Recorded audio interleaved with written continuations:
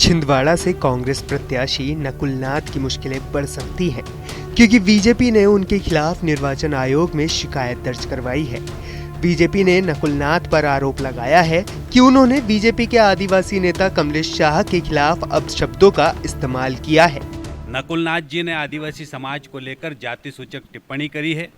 और पूरे मध्य प्रदेश के नहीं बल्कि देश के 12 करोड़ आदिवासी भाइयों और बहनों के लिए उन्होंने जिन शब्दों का इस्तेमाल किया उसके लिए नकुल नाथ जी को माफ़ी मांगना चाहिए। उन्होंने हमारे आदिवासी समाज के कमलेश प्रताप शाह को लेकर जो शब्द इस्तेमाल किए हैं वो कांग्रेस के संस्कार और कांग्रेस की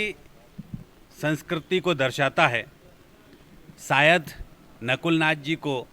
संस्कार देने में कमलनाथ जी ने कोई कसर रख दी है, या फिर नकुल नाथ जी पूरे मध्य प्रदेश के अंदर जिस प्रकार से कांग्रेस की हालत खराब हो रही है उसको लेकर नकुल नाथ जी को ये समझ में नहीं आ रहा है कि कौन शब्दों का इस्तेमाल करूं मैं।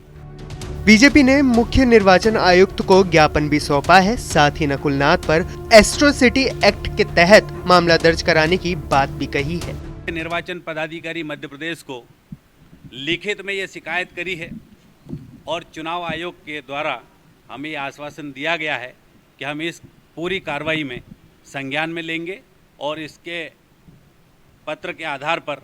जो नकुल नाथ जी के खिलाफ उचित कार्रवाई होगी वो करेंगे और हम जब तक कार्रवाई नहीं होगी तब तक मांग करते रहेंगे। दरअसल हाल ही में कमलनाथ के करीबियों में से एक कमलेश शाह ने कांग्रेस का हाथ छोड़कर बीजेपी का कमल थाम लिया है। हालांकि कमलेश ने बीजेपी में जाने के बाद भी कमलनाथ को इज्जत देते हुए कहा कि उनके लिए कमलनाथ हमेशा ही सम्माननीय रहेंगे, फिर चाहे वो किसी भी पार्टी में क्यों ना हो।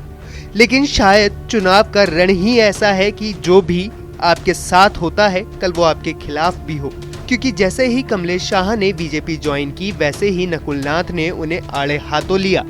और एक जनसभा के दौरान कमलेश शाह को बिकाऊ और गद्दार करार दिया, जिसके बाद बीजेपी ने इस पर कड़ी आपत्ति जताई।